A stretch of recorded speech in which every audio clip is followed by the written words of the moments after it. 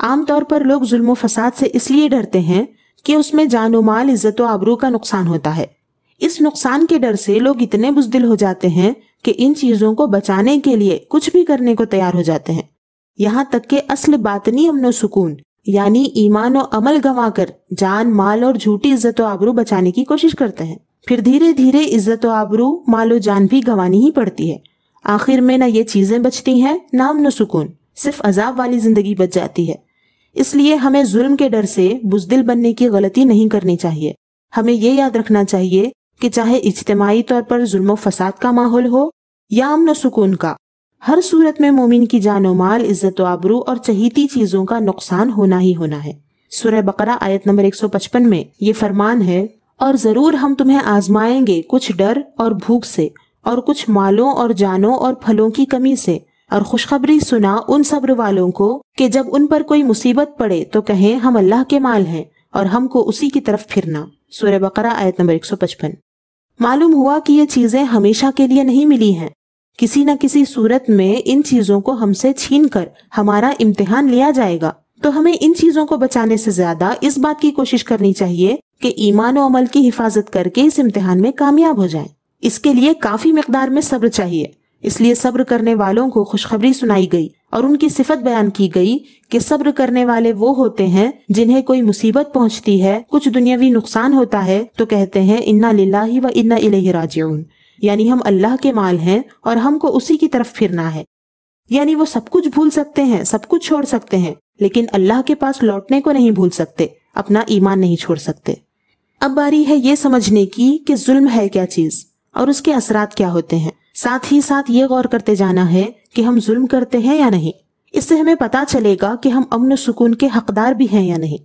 ظلم کا مطلب ہے وضع الشیء فی غیر محلہ، یعنی ایک چیز کو اس کی جگہ کے بجائے دوسری جگہ پر رکھنا، یہ ظلم ہے۔ یہ عدل و انصاف کی ضد ہے۔ ہر چیز کو اس کی مناسب جگہ پر رکھنا عدل و انصاف ہے اور اس کی جگہ سے ہٹا دینا ظلم ہے۔ کائنات میں کس چیز کی مناسب جگہ کیا ہے یہ کائنات کو بنانے والا ہی جانتا ہے، لہٰذا اس نے جس کو انصاف کہا وہ انصاف ہے اور اس نے جس کو ظلم کہا وہ ظلم ہے۔ سورہ نحل آیت نمبر 9 کا معنی یہ ہے کہ اللہ تعالیٰ نے رسول بھیج کر اور کتابیں نازل فرما کر سیدھے راستے کو بیان کرنا اپنے ذمہ کرم پر لیا ہوا ہے، یہ اس کا فضل اور احسان ہے۔ مطلب یہ کہ صحیح کیا ہے اور غلط کیا ہے یہ بتا کر اللہ نے ہم پر احسان کیا ہے، ورنہ اس کے بتائے بغیر اسے کوئی جان ہی نہیں سکتا تھا۔ پھر اس نے اس صحیح اور غلط کو اپنے بندوں کے درمیان بیان کرنے کا حق نبیوں کو دیا۔ سورہ اعراف آیت نمبر 85، سورہ نمل آیت نمبر 14 کا مطلب یہ ہے کہ جو رسولوں کے بتائے ہوئے راستے سے ہٹ جائے تو یہی لوگ فساد کے راستے پر ہیں اور ان کے لیے دنیا میں ہلاکت اور آخرت میں رسوا کرنے والا عذاب ہے۔ اس تفصیل سے معلوم ہوا کہ ہر گناہ ظلم و فساد ہے اور ہر چھوٹے بڑے ظلم کی جڑ سب سے بڑا ظلم ہے جو کہ شرک ہے، لہٰذا حقیقی امن و سکون اسی کے لیے ہے جو اپنے ایمان کو اس ظلم سے پاک رکھتا ہے۔ اللہ تعالیٰ کا فرمان ہے، جو لوگ ایمان لائے اور جنہوں نے اپنے ایمان کو ظلم سے آلودہ نہیں کیا ان کے لیے امن ہے اور وہی ہدایت یافتہ ہیں۔ سورہ انعام آیت نمبر 82۔ ایمان والے ہی جانتے ہیں کہ دنیا میں انسان کو امتحان کی غرض سے بھیجا گیا ہے۔ اس امتحان کا نتیجہ مرنے کے بعد جنت یا جہنم کی شکل میں سامنے آئے گا۔ اس زندگی میں کامیابی اس دنیاوی زندگی میں کامیابی پر ڈیپینڈ ہے، اور یہاں وہی کامیاب ہے جس نے ایمان اور نیک اعمال کے ساتھ زندگی گزاری اور اسی کے ساتھ دنیا سے گیا، لہٰذا وہ گناہ اور ظلم و فساد سے خود کو بچاتے بچاتے زندگی گزارتے ہیں۔ اس کے الٹ کفر و شرک میں مبتلا لوگ اس دنیا کو سب کچھ سمجھ کر دنیا بٹورنے کے لیے ظلم کرتے ہیں۔ شیطان کے دھوکے میں آ کر وہ یہ سمجھتے ہیں کہ ظلم کر کے وہ اپنے لیے امن و سکون جمع کر سکتے ہیں۔ اس طرح بے ایمان اور کمزور ایمان والے لوگ ہی ظلم و فساد کرتے ہیں۔ اب اس کا اثر کیا ہوتا ہے یہ دیکھیے۔ سورہ صاد آیت نمبر 27 اور 28 میں اللہ تعالیٰ کا فرمان ہے، ہم نے اس آسمان اور زمین کو اور اس دنیا کو جو ان کے درمیان ہے فضول پیدا نہیں کیا، یہ تو ان لوگوں کا گمان ہے جنہوں نے کفر کیا، اور ایسے کافروں کے لیے بربادی ہے جہنم کی آگ سے۔ کیا ہم لوگوں کو جو ایمان لاتے اور نیک اعمال کرتے ہیں اور ان کو جو زمین میں فساد کرنے والے ہیں یکساں کر دیں؟ کیا متقیوں کو ہم فاجروں جیسا کر دیں؟ اس آیت میں ایمان والوں اور نیکوں کے مقابلے میں فسادیوں کو لایا گیا ہے۔ اس کا صاف مطلب یہ ہے کہ بے ایمان اور بدکار لوگ فسادی ہیں، اور دونوں کا انجام اللہ نے بالکل الگ الگ رکھا ہے۔ ایمان والوں کے لیے امن و سکون رکھا ہے تو کافروں کے لیے عذاب رکھا ہے، نیکوں کے لیے امن و سکون رکھا ہے تو بدکاروں کے لیے عذاب رکھا ہے۔ بہرحال اب تک کی بحث سے اچھی طرح معلوم ہوا کہ اصل امن و سکون ایمان اور نیک اعمال ہیں۔ یہ وہ امن و سکون ہے جو کوئی چھین نہیں سکتا۔ باہری فساد کے ماحول میں بھی اس امن و سکون کے ساتھ یعنی ایمان اور نیک اعمال کے ساتھ جیا بھی جا سکتا ہے اور اس امن و سکون کے ساتھ مرا بھی جا سکتا ہے۔ اسی کی فکر کرنے کا حکم دیتے ہوئے اللہ تعالیٰ نے فرمایا، اے ایمان والو تم اپنی فکر رکھو، تمہارا کچھ نہ بگاڑے گا جو گمراہ ہوا جبکہ تم راہ پر ہو، تم سب کا لوٹنا اللہ ہی کی طرف ہے، پھر وہ تمہیں بتا دے گا جو تم کرتے تھے۔ سورہ مائدہ آیت نمبر 105۔ اپنی فکر کیسے کریں اور ظلم و فساد کرنے سے خود کو کیسے روکیں؟ تو اس کا جواب سورہ اعراف کی آیت نمبر 56 سے معلوم ہوتا ہے، جس کا مطلب یہ ہے کہ اے لوگو، انبیاء علیہم الصلاۃ والسلام کے تشریف لانے، حق کی دعوت دینے اور احکام بیان کر دینے کے بعد تم کفر و شرک کر کے اور گناہ کر کے زمین میں فساد نہ پھیلاؤ۔ اگلا سوال یہ کہ کیا ہمیں صرف باطنی فساد کو دور کرنے میں لگنا چاہیے یا پھر معاشرے میں پھیلے فساد کو بھی روکنا چاہیے؟ تو اس کا جواب بہت ہی دلچسپ ہے اور اہم ہے۔ اکثر لوگ یہاں غلطی کر جاتے ہیں، یہ سوچ کر کہ ہم نے تو کوئی ظلم نہیں کیا تو ہمیں امن و سکون حاصل ہو جانا چاہیے، یا یہ سوچتے ہیں کہ باہر کسی کے ساتھ ظلم یا فساد ہو رہا ہو تو اس میں دخل دینے کی ہمیں ضرورت نہیں کیونکہ ہمارا ایمان اور عمل تو اچھا ہے۔ جواب یہ ہے کہ صرف اپنی ذات کی حد تک ایمان و عمل کو درست رکھنے سے امن و سکون حاصل نہیں ہوتا جب تک کہ دنیا میں ہو رہے ظلم و فساد کو روکنے میں طاقت بھر حصہ نہ لیا جائے، کیونکہ جس طرح ظلم کرنا ظلم ہے، اسی طرح ظلم کی خواہش کرنا، ظلم کا ساتھ دینا، اس کی آواز بننا، ظلم روکنے کی طاقت کے باوجود ظلم سہنا اور ظلم دیکھ کر خاموش رہنا بھی ظلم ہے۔ اسی لیے ظلم و فساد کو روکنے کی کوشش نہ کرنے والوں پر بھی عذاب نازل ہوتا ہے، انہیں امن و سکون نہیں ملتا۔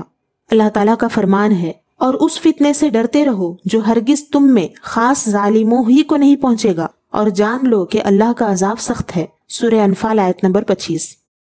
اس آیت میں اللہ نے مسلمانوں کو اس عذاب سے ڈرایا ہے کہ اگر ظالموں پر عذاب نازل ہوا تو وہ صرف ظالموں تک ہی محدود نہیں رہے گا، بلکہ نیک و بد سب لوگوں پر یہ عذاب نازل ہوگا۔ حضرت عبداللہ بن عباس رضی اللہ تعالیٰ عنہما فرماتے ہیں کہ اس آیت میں اللہ تعالیٰ نے مومنین کو حکم فرمایا ہے کہ وہ اپنی طاقت اور قدرت کے مطابق برائیوں کو روکیں اور گناہ کرنے والوں کو گناہ سے منع کریں۔ اگر انہوں نے ایسا نہ کیا تو عذاب ان سب کو عام ہوگا اور خطاکار اور غیر خطاکار سب کو پہنچے گا۔ حوالہ تفسیر کبیر تفسیر خازن۔ معلوم ہوا کہ اصل امن و سکون حاصل کرنے کے لیے دو کام کرنے ہوں گے، ایک تو خود پر ظلم کو بند کرنا ہوگا یعنی گناہ چھوڑنا ہوگا، اور دوسرا یہ کہ مرتے دم تک اپنی طاقت بھر دنیا میں پھیلے ظلم و فساد کو بھی روکنے میں محنت کرنی ہوگی۔ اب آخر میں یہ ایک سوال رہ جاتا ہے کہ جب ظاہری فساد سے باطنی امن و سکون خراب نہیں ہوتا اور یہی باطنی امن و سکون ہر حال میں کافی ہو جاتا ہے تو ظاہری ظلم و فساد کو روکنے کی کیا ضرورت ہے؟ کیا ایسا نہیں کیا جا سکتا کہ ظلم و فساد کو نہ روکا جائے اور ظالموں کے ہاتھوں مرنے کے لیے تیار ہو جائیں تاکہ جلد جنت میں پہنچ جائیں؟ تو اس کا جواب یہ ہے کہ ظلم و فساد روکنے کا مطلب صرف مار پیٹ روکنا نہیں ہے، ظلم و فساد روکنے کا مطلب ہر طرح کے گناہ سے انسانوں کو بچانا ہے تاکہ دوسرے انسانوں کو بھی باطنی امن و سکون حاصل کرنے کا موقع ملے۔ باطنی امن و سکون کا ایک حصہ دوسروں کا بھلا کرنے سے ہی حاصل ہوتا ہے، اس لیے ایمان والے دوسروں کو ظلم و فساد سے بچاتے بچاتے اپنی جان بھی دے دیتے ہیں۔ دوسروں کی مدد کرتے کرتے مرنے اور بیکار مرنے میں یہی فرق ہے۔ سمجھ لیں کہ باطنی فساد اور ظاہری فساد دونوں کو مٹانے میں جس کی زندگی لگ جائے اسی کے لیے ہمیشہ کا امن و سکون ہے۔ امن و سکون کی چند خاص صورتیں جو بن مانگے صرف امت محمدیہ کے حصے میں آئی ہیں، اب اس حوالے سے 4 احادیث سن لیں۔ پہلی حدیث، میں نے اپنی امت کے حق میں اللہ تعالیٰ سے سوال کیا کہ وہ اس کو قحط سے ہلاک نہ کرے اور یہ کہ اس پر کوئی غیر مسلم دشمن مسلط نہ کرے کہ وہ اس کے دین کو ختم کر دے۔ اس پر اللہ تعالیٰ نے فرمایا کہ اے محمد صلی اللہ علیہ وسلم، جب میں کوئی فیصلہ کرتا ہوں تو اسے لوٹاتا نہیں ہوں۔ بے شک میں نے تجھ کو تیری امت کے حق میں یہ چیز عطا کر دی کہ تیری امت کو قحط سے ہلاک نہیں کروں گا، اور یہ کہ تیری پوری امت پر کوئی غیر مسلم دشمن مسلط نہیں کروں گا جو کہ اس کے دین کو ختم کر دے، اگرچہ اس بات پر تمام ملکوں کے لوگ جمع ہو جائیں۔ حوالہ مسلم شریف کتاب الفتن۔ دوسری حدیث، بے شک اللہ تعالیٰ نے تمہیں 3 آفتوں سے بچا لیا، ایک یہ کہ تمہارے نبی تمہارے لیے ایسی بد دعا نہیں کریں گے کہ تم سارے ہلاک ہو جاؤ، دوسرا یہ کہ باطل اہل حق پر غالب نہیں آئیں گے، تیسرا یہ کہ تم گمراہی پر جمع نہیں ہوگے، حوالہ ابو داؤد شریف۔ تیسری حدیث، میری امت ایسی ہے جس پر رحم فرما دیا گیا، اس کے لیے آخرت میں عذاب نہیں، اس کے لیے دنیا میں ہی عذاب فتنوں، زلزلوں اور قتل کی صورت میں ہے، حوالہ ابو داؤد شریف کتاب الفتن۔ چوتھی حدیث، طاعون ایک عذاب تھا کہ اللہ پاک جس پر چاہتا اسے بھیجتا، پھر اللہ تعالیٰ نے مومنین کے لیے اسے رحمت بنا دیا۔ تو جو شخص طاعون پھیلنے کے زمانے میں اپنے شہر میں صبر کے ساتھ ثواب طلب کرنے کے لیے اس یقین کے ساتھ ٹھہرا رہے کہ اسے وہی پہنچے گا جو اللہ تعالیٰ نے اس کے لیے لکھ دیا ہے، تو اس کے لیے شہید کے مثل ثواب ہے، حوالہ بخاری شریف کتاب الطب۔ یاد رہے طاعون کی بیماری گزشتہ امتوں کے لیے عذاب کی صورت میں مقرر کی گئی تھی، مگر اس امت کی خصوصیات میں سے ہے کہ اللہ نے اس بیماری کو مومنوں کے لیے باعث رحمت بنا دیا ہے۔ امن و سکون کے حوالے سے ان احادیث سے یہ معلوم ہوا کہ اللہ تعالیٰ نے اس امت کو پوری طرح مٹ جانے سے بے خوف کر دیا ہے، یعنی کہ اللہ تعالیٰ اس امت کو کسی بھی صورت میں پوری طرح نہیں مٹائے گا، فوری عذاب نہیں دے گا جیسے گزشتہ قومیں مٹا دی گئیں اور عذاب دی گئیں، بلکہ نبی کریم صلی اللہ علیہ وسلم کے صدقہ و طفیل اس امت کو اس نے سب سے زیادہ مہلت دی ہے تاکہ دائمی امن و سکون کے ساتھ دائمی جنت کی طرف سفر ہم طے کر سکیں۔ اللہ تعالیٰ ہمیں اس کی قدر کرنے والوں میں شامل فرمائے، آمین۔ آخر میں کچھ سوال بغیر جواب چھوڑے جاتی ہوں۔ ہم نے اپنی زندگی فساد مٹانے کے نام کی ہے یا فساد مچانے کے؟ ہماری زندگی میں امن و سکون کیوں نہیں ہے؟ جس ظلم و فساد کے خلاف آج ہم آواز اٹھا رہے ہیں وہ گناہوں کو مٹانے کے لیے ہے یا گناہوں بھری زندگی جینے کی آزادی پانے کے لیے ہے؟ ایمانداری سے خود کو جواب دیں۔ ہو سکے تو ہمت کر کے ڈائری میں یہ سوالات و جوابات لکھ لیں۔ ڈائری کا یہ پنہ ہمارا آئینہ بن جائے گا۔ وقتاً فوقتاً اس آئینے میں خود کو دیکھتے رہیں۔ شروع میں ڈر لگے گا، لیکن ہمت کر کے ہر دن اس آئینے میں اپنا چہرہ دیکھتے رہیں۔ جس دن آپ کا جواب یہ ہوگا کہ ہم نے اپنی زندگی ظلم و فساد روکنے کے نام کر دی، اس دن آئینہ دیکھ کر آپ کو خوشی ہوگی، کیونکہ آپ اس دن بہت خوبصورت ہو چکے ہوگے۔ اس دن آپ یہ بھی محسوس کرو گے کہ آپ کے ساتھ امن و سکون ہے۔ اس عنوان کی ضروری باتوں کو 10-20 منٹ میں سمیٹنا میرے لیے ناممکن ہو گیا تھا، لیکن حالات کی مناسبت سے کچھ تفصیل بھی ضروری تھی۔ کم وقت میں بات پوری کرنے کے لیے کافی کاٹ چھانٹ کی، اس کے باوجود آپ کا اتنا زیادہ وقت لینا پڑا۔